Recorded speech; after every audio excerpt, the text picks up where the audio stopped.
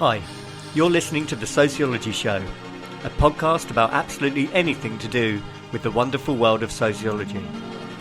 Whether you're a teacher, a lecturer, a student, or just taking a passing interest, this podcast will look at a range of issues from social class, ethnicity, gender, sexuality, religion, crime, education, and anything else that sociology has to offer. My name is Matthew Wilkin, and in each episode I will speak to someone working in the field of sociology and let them explain all about their own interests, their research and their experiences. So put your earphones in, turn the volume up, and let's be sociology geeks together, eh? Hello and welcome to the Sociology Show. I decided for this podcast to split it into two. When I interview a sociologist, often they can give up 30, 40 minutes of their time. In this case, the person in question was extremely generous and so interesting, I thought I'd make it into a two-parter. So my guest for this episode and the next episode is Tariq Modood. If you study A-level or if you study a degree, you've probably seen his name because he covers all different areas: culture and identity, beliefs, education, globalization.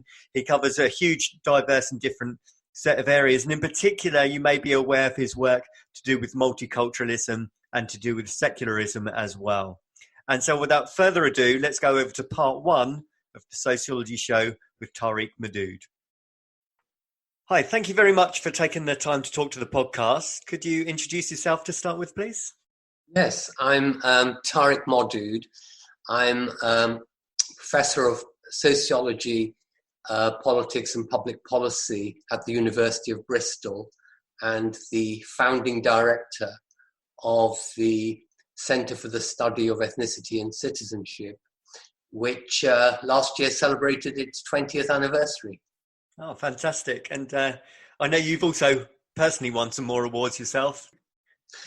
Yeah, I'm pleased to say that I've been awarded a MBE that spells out as Member of the British Empire. So not exactly a very apt title, but awarded MBE for services to social science and ethnic relations.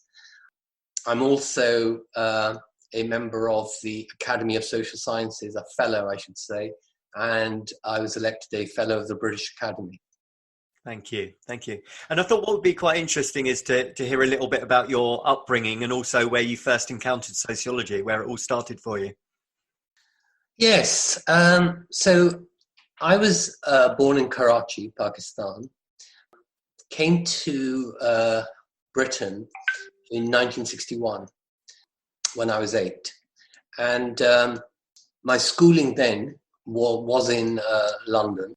I sat my 11 plus, if you know what that is. Yes, so that's an exam, for those who don't know, some of the younger generation who don't know, that's an exam that people sat in the last year of their primary school, that's to say around the age of 11, for deciding whether they went to a grammar school, which about 20% of the population did, or they went to what in those days was called a secondary modern school, and then towards the end of the 1960s came to be called a comprehensive school, as perhaps we might use the term now.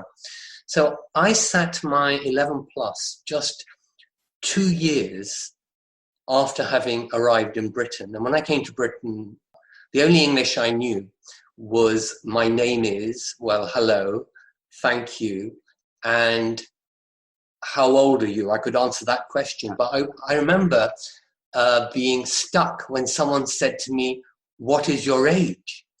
I thought, what's that about? If only he'd said to me, how old are you? I knew the answer to that. I'd perfected the answer to that. So I went to a secondary modern school, having failed my 11 plus.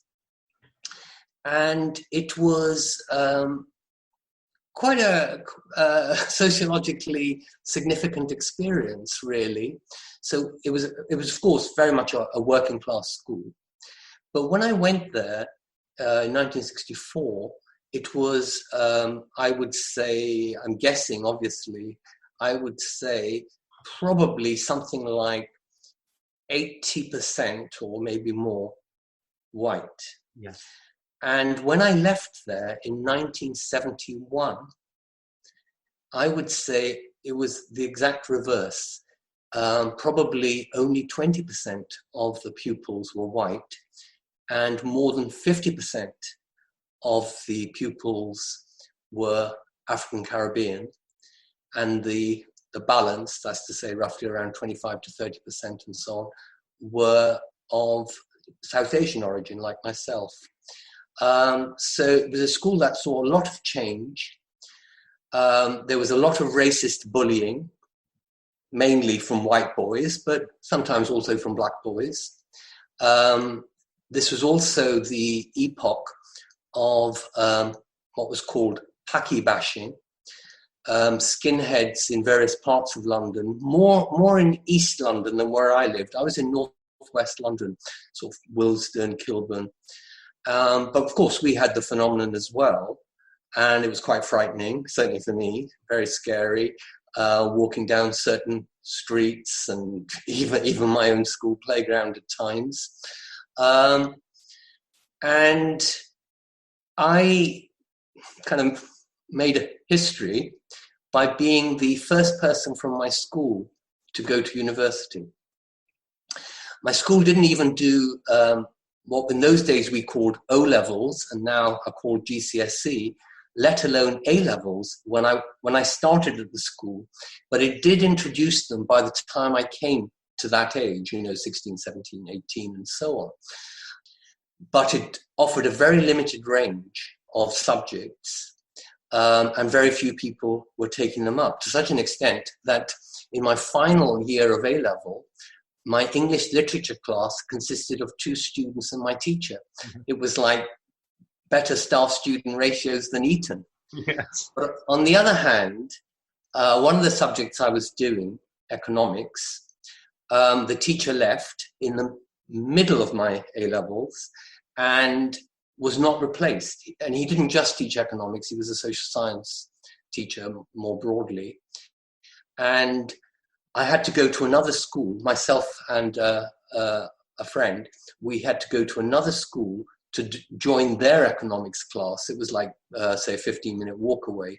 We did that twice a week and so on. So in that sense, you can see that it wasn't a very regular schooling, regular meaning normal, and certainly wasn't a very academic school. But one of the things it did that was very rare, rare may be too strong, but certainly wasn't common in the 1960s, was that they employed a teacher who taught sociology. And so I actually did what we now would call a GCSE in sociology. And that is actually my highest qualification in sociology. Yeah. So I went on to university to study philosophy and politics. I went to Durham University and I did a master's there as well in political theory. And after that, I went to what was then called University College Swansea. I think it's just now University Swansea or Swansea University. And I did a PhD there, focused on 2 English philosophers of the early and mid 20th century. They were R.G. Collingwood and Michael Oakeshott. They kind of, I suppose one way of describing them would be that they were kind of late, very late English idealists. So they worked within, very broadly speaking, a Hegelian legacy, but quite watered down, stripped of virtually all of its metaphysics, and expressed in a much simpler English rather than the very difficult German that Hegel wrote in. And yeah, so that's where I how I got my education and so on. And I actually then managed to get a number of temporary jobs in political theory, 4 altogether. But this was now at a time when Mrs. Thatcher had got elected into government, and her first education secretary was Sir Keith Joseph. And he thought that too many people were going to university, and above all, that the social sciences were not properly academic. They were just teaching left-wing ideology and so on. And so subjects in the social sciences, except for economics, he was quite fond of economics, and including some subjects in the humanities, certainly philosophy, got some very severe cuts. Between the years of 1979 and 1989, for instance, a third of all philosophy academic jobs in the UK were lost. And so I was part of that casualty, that generation. I became unemployed. I had to, for a couple of years, I was unemployed, trying to still hang on.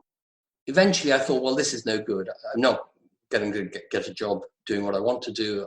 I'll look for something else.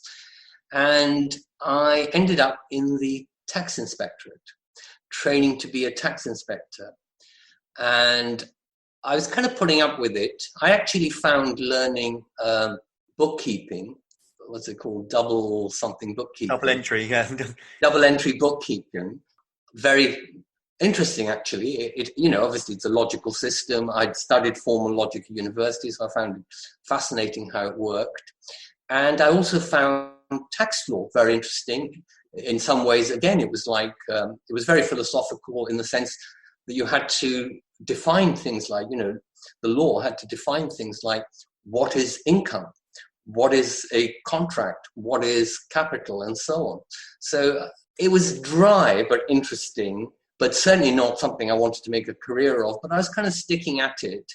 And then my wife said, no, you can't do this. This is just not you. You're going to get very miserable, and you're going to make us very miserable, and you're going to regret this. So while you still have the opportunity, try and do something else. And I ended up in equal opportunities policy work, which was taking off in local government in the 1980s. And I became an equal opportunities officer specializing in employment in the London Borough of Hillingdon in 1987. And then I went on to the Commission for Racial Equality, which, if you like, was kind of headquarters of racial equality policy making, drafting and guiding in Britain at the time. And I found myself in disagreement with what I saw as the dominant approach to anti-racism and racial equality in Britain in the late 1980s. Of course, it started a bit earlier, but I entered it in the late 1980s and so experienced it more fully then. And that was where the central idea was political blackness, that if you're not white, you are black. And the reason for that is because the racist thinks you're black. And I thought this, well, it didn't tally with my own sense of what I was, but I just thought, well, why should I define myself as a racist might? If it were true that the racist thought I was black, and actually the evidence on that isn't that strong, but anyway, let's say it was, I just thought, well, this is no way for something that's supposed to be, as it were, offering people like me equality to start by first defining me outside my own sense of identity and my own terms of reference. And I suppose the other aspect of the climate on racial equality at the time, policy climate or activist climate at the time I wasn't happy with, though this was less prevalent, was that it was always, not always, that's the wrong word, that amongst the people I'm thinking of, it could be seen as mainly just oppositional.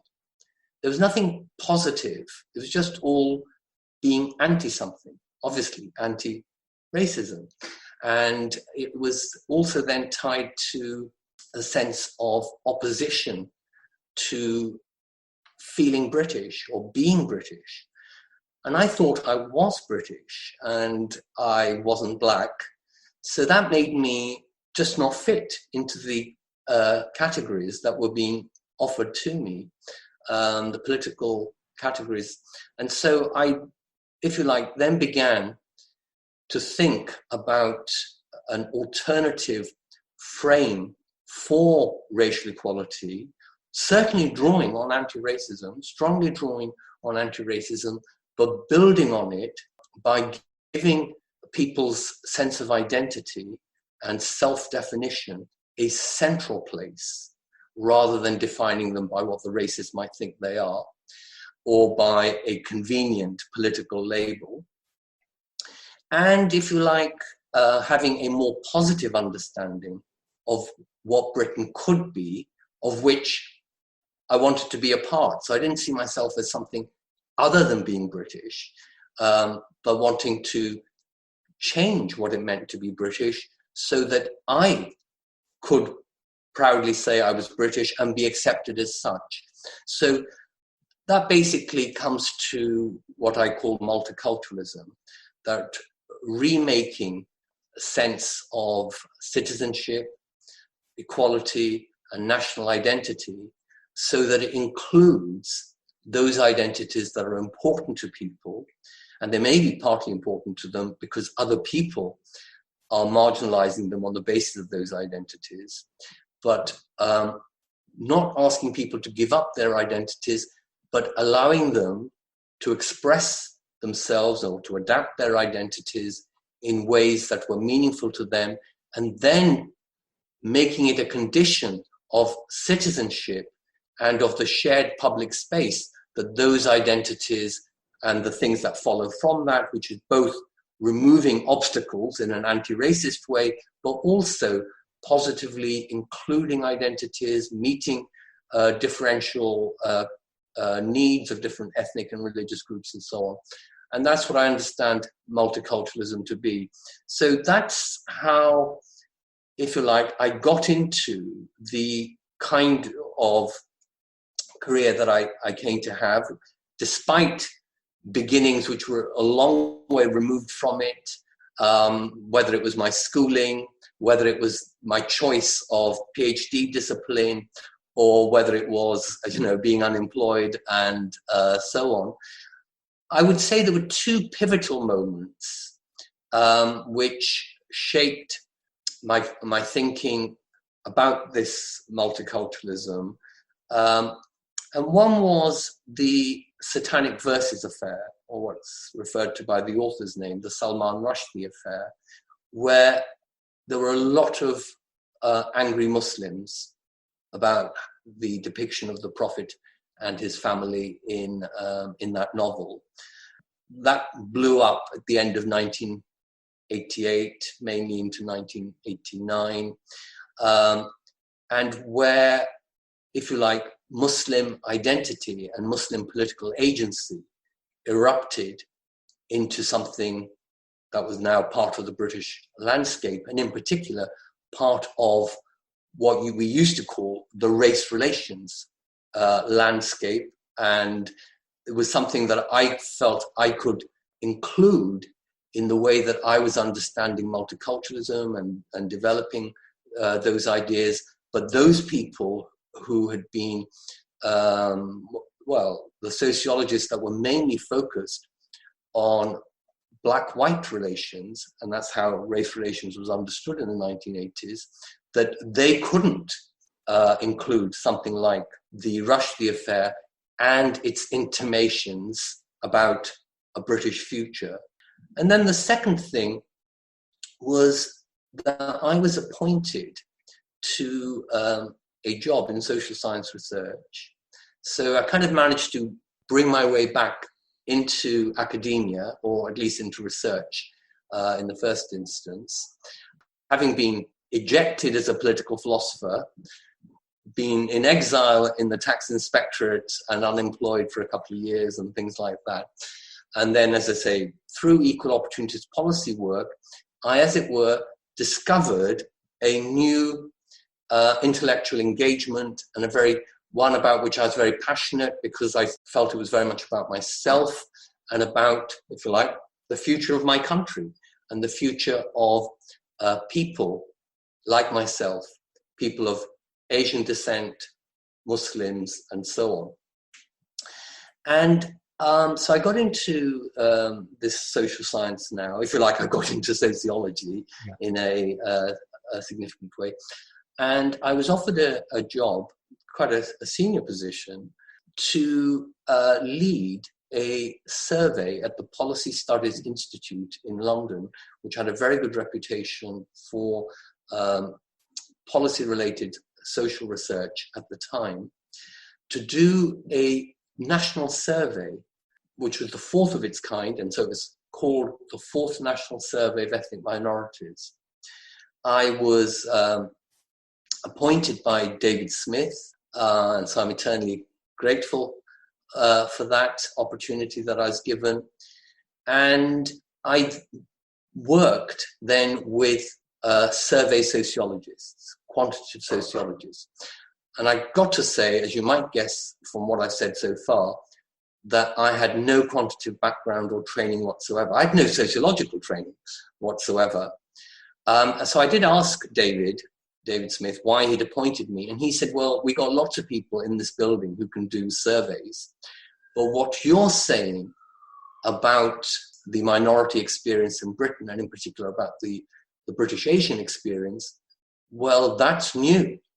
So we want you to come in and work with us, if you like, put your money where your mouth is, because I'd started writing initially kind of commentaries for The Guardian and things like that, but also managed to get one or two journal articles published. And that's exactly what we did. It's a bit like a kind of left brain, right brain combination somehow working, because I worked with people who were excellent who had a background in either quantitative research more generally or specifically in the sociology of race. People like David Smith himself, though he left before we got very deep into the survey, Richard Bertu, James Nazrou, Satnam Verdi, and others.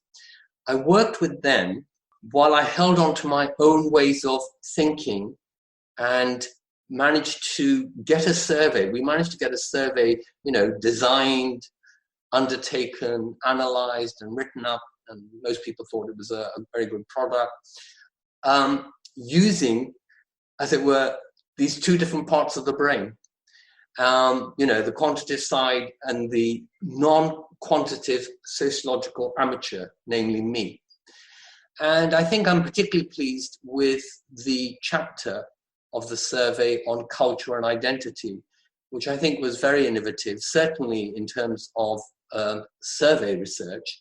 Obviously, it drew on some other people's qualitative research, but in survey research, in exploring ethnic minority identities, including, for instance, whether they thought of themselves as black or not, but their religious identities, their sense of what was important to them, whether they felt British, for instance, as well as what we, more traditionally think of as cultural behavior, like, use of language or dress or going to the temple and so on. That, if you like, then I became a proper sociologist on the job. And I started, well, not started, that's the wrong word, because I would have started a bit earlier, but I came to know some of the sociological literature on race and ethnicity in a, more fuller way than I'd ever known before. It was obviously incremental. And if you like, that's how my career originated. And after leaving the Policy Studies Institute, as I did in 1997, I actually got a job that had sociology in its title, namely my present job. And it was at the level of a professor, which was great because, as I said, up to then I only had a GCSE in sociology. I'd never been a lecturer in sociology. I'd never been a senior lecturer in sociology. Had not even been a permanent lecturer in any university. So things kind of worked out rather well at that point. And if you like, it kind of makes up for all the the things that weren't working out in the late 1970s and early 1980s, the periods of unemployment and part-time work and looking for alternative careers and learning double-entry bookkeeping and so on. And you just mentioned that sort of brought you to learning and researching about other sociologists and theorists. Who was kind of inspiring you at the time? Who were you reading about that really got you interested? Yeah. Well, before I mention the sociologists, I ought to just mention a couple of philosophers, because, of course, I only came to sociology late, as I've explained. And so in many ways, my mind was already formed by what I'd been, reading and studying and thinking and writing.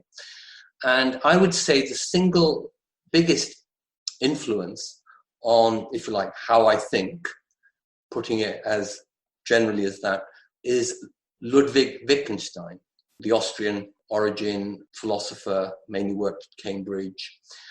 And he had two philosophies, but it's this later philosophy.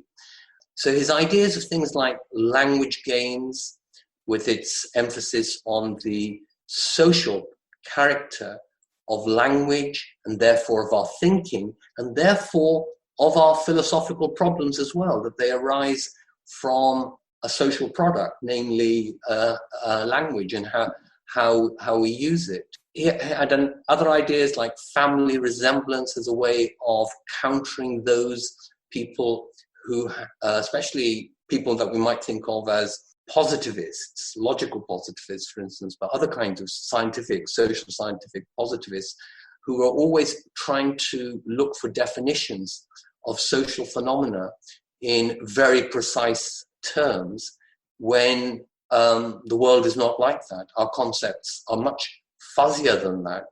And while we seek coherence, and rightly should do so, we shouldn't expect everything that we call ethnicity or social science or whatever to be all the same.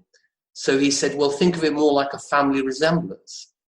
These different clusters of things resemble each other in an overlapping way without there being, as it were, a common essence. Then I would say that of the contemporary theorists, I mentioned Collingwood and Oakeshott as the two philosophers of my thesis. So obviously they had some influence on me. I would say I learned from Collingwood, for instance, the importance of history and historical change, and from Oakeshott, the importance of particularity, how different circumstances, different societies can't be easily generalized about because they have their own specificities. And we have to attend to those rather than just try and abstract them out, because abstraction can often be a distortion, which followed very sympathetically from Wittgenstein and his emphasis on contingency and the changing nature of language and thought. But the two contemporary theorists that have had the most influence on me, I would say, are Bhikkhu Parekh and Charles Taylor. So they're both philosophers, especially their political philosophy has had some influence on me, but I think more generally their way of doing philosophy and their way of thinking about philosophy has much more of a kind of a humanistic discipline than a scientistic one. And I think this really now gets us to the multiculturalism because of their emphasis on the cultural dimension of ideas, of how people interact with each other, of political campaigns and movements, the centrality of people's sense of themselves, of identity. More generally, if you like, the power of ideas. Because I think sociology has changed a lot, not always for the good, but a lot of it for the good, by recognizing the importance of ideas. But there was a time when sociology was much more focused on structure and behavior and thought it could explain without reference to ideas. In fact, putting it in its most extreme form, ideas could be reduced to various kinds of socioeconomic systems. The most extreme case of that, of course, is the Marxist idea of a superstructure to be explained by a mode of production. Okay, not many sociologists took it so extreme, but it is the case, even with someone like Weber, that ideas on the whole are seen as something that are to be explained by something else. Not entirely, because we have things like the Protestant ethic and so on, but with people like Bhikkhu Parekh and Charles Taylor, as the other philosophers I mentioned, we really get a sense that society is governed, is driven by ideas and the clash of ideas, contestation, change, and so on. And in many ways, I think the kind of, the granddaddy of that way of thinking is probably Hegel. And I mentioned, how some of the people I studying were a kind of late derivation of his approach.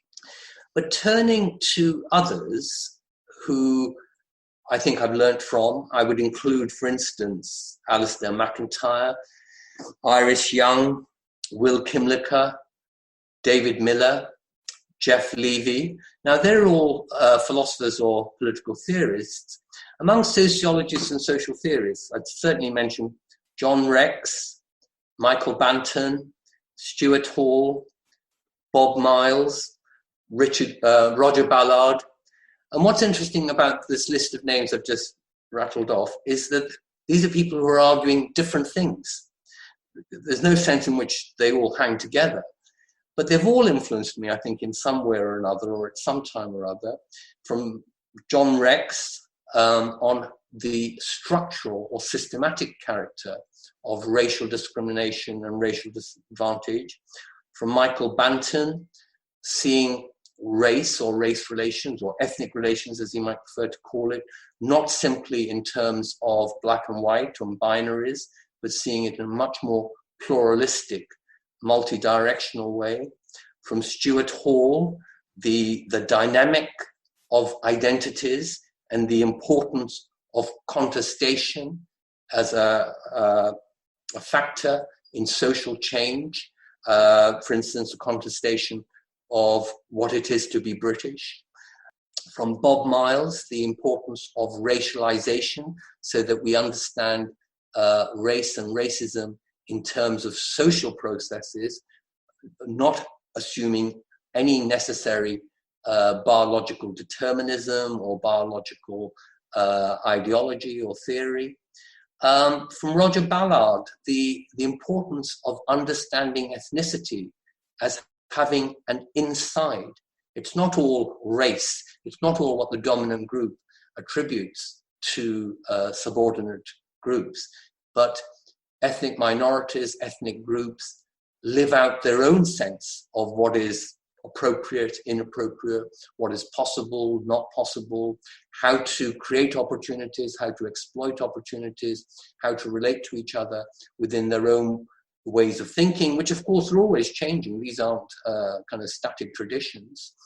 But nevertheless, you can't understand a minority by simply saying, oh, it is a cog in some dominant social structure or social system. So I think those are the sociologists that I've learned something from. But as you can see from the emphasis I've given, I think that a lot of my way of thinking was framed or shaped before I even got to sociology. Yeah. And in a way, my sociology has this interdisciplinary character in that I bring a certain political theory to bear upon the sociology that I do. Yeah, you can see that how it's all come together. So your early upbringing, your introduction to sociology, the other work that you've done, plus your reading, plus the philosophy. You can see how that amalgamation's all come together, certainly.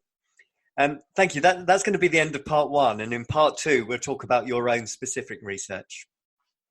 Part two of this interview will be available on the 25th of June 2020. If you would like to listen to part two, please go to the usual places where you get your podcasts or to the Spreaker.com website and search for The Sociology Show.